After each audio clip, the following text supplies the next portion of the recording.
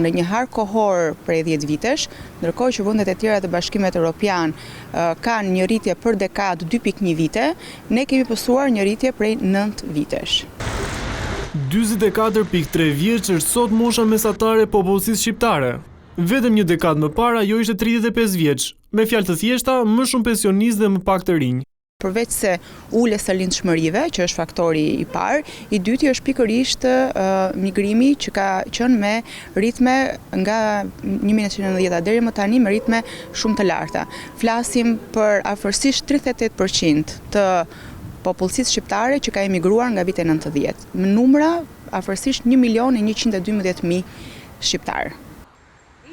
Sot jemi tek 1.2, 1.6 fëmijë për grua. Do me thënë, ne për të mbajtur këtë popullsi duhet kemi 2.1 fëmijë për grua. Pra, i bie që ne kemi lindin më pak se sa vdesin. Dhe kjo është pa diskutim një element i rëndësishëm plagjen. Një vend që plaget përballet me një rrezik gjithnjë më të madh për skemën e pensioneve. Sipas të dhënave të Eurostat, sot 1 në 3 persona në Shqipëri është pensionist, nga 1 në 5 që ishte një dekadë më parë. Se raporti midis kontribuesve dhe pensionistëve po ulet, pra kemi një përkeqësim të të dhënave dhe në afat gjatë kjo do të ndikojë që pensionet do të jenë më të vogla se që janë tani.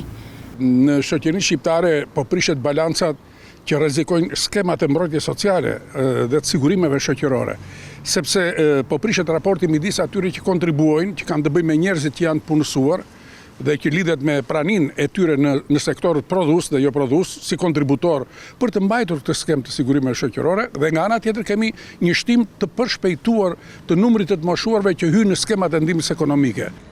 Shqipëria është ende nën mesatarin e Bashkimit Evropian, ku mosha mesatare është rreth 45 vjeç. Por me këto ritme jo vetëm që do ta kapërcej, por rrezikon të renditen ndër popullsitë më të plagura të Europës.